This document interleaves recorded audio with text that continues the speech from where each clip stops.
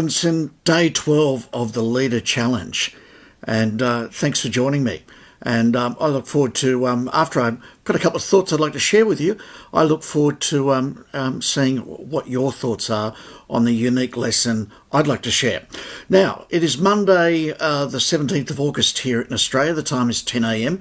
I don't know if you noticed on the weekend, I did the uncomfortable part of LEDA with my wife. And it was a great lesson in, as a married couple, that when you actually stand by each other and support each other, you can achieve a great deal. And that brings me to what I'd like to share with you. It's a lesson that I have learnt recently. Recently, I've been working on improving my marriage. I've been married happily for 23 years. But in saying that, there have been good and bad times.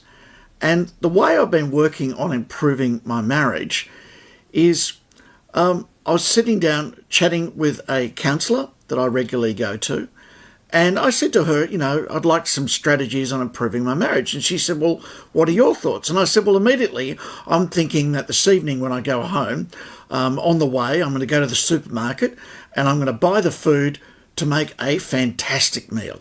I'm going to choose a meal that not just meets what I want, but meets the needs of my wife and my children. And I'm hoping that we're going to have a really, really pleasant night, and I'm going to be able to bless my wife. And this is the lesson I learned talking to my counsellor, because she then posed a question. She said, well, are you going to share with your wife what you're doing? And I said, no. I want it to be a surprise. I just want to do something to surprise her, to bless her. And then she said to me, but what about if your wife is not in the mood for a good meal?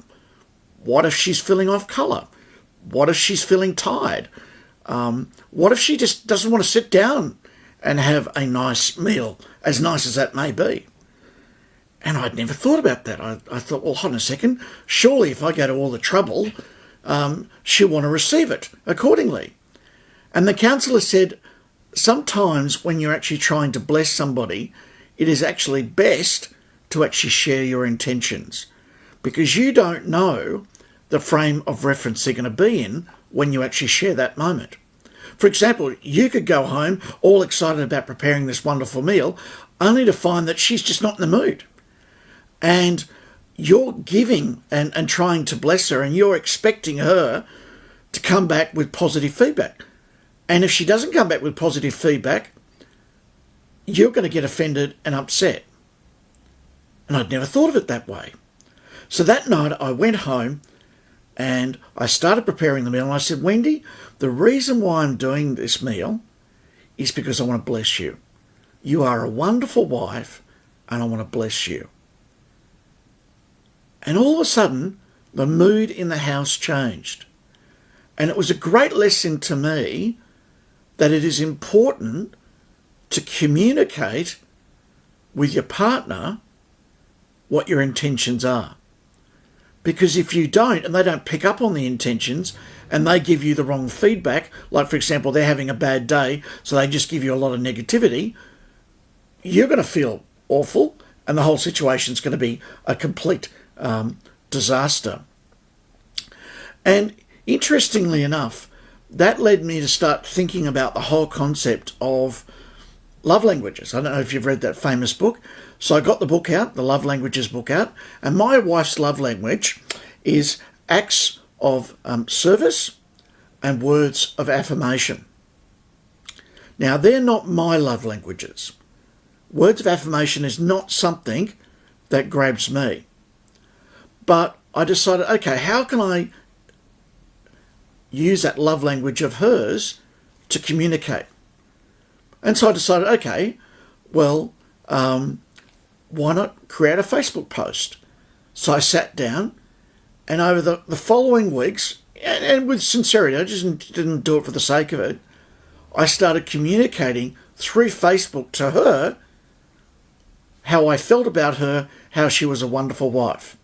And the interesting thing is, not only did she receive those kind words from me, a number of other people, friends of hers, came back and said, Ken, I totally agree with you. Your wife is amazing. So not only was she getting words of affirmation from me, she was getting words of affirmation from somebody else. So the two lessons I'd like to share with you, very simply, if you're going to do something nice for your partner, communicate it to them. Let them know what's happening so that they themselves realise that you're doing this to bless them and they can act accordingly. Otherwise, if you just surprise them and they're in a bad mood, they may switch off altogether. Secondly, you need to sit down and analyse and ascertain what your partner's love languages are. And in my case, like many other people, they say opposites attract. In my case, like many other people, my love language does not match my wife's love language. So what makes her happy, what makes her feel loved, is not something that makes me feel loved.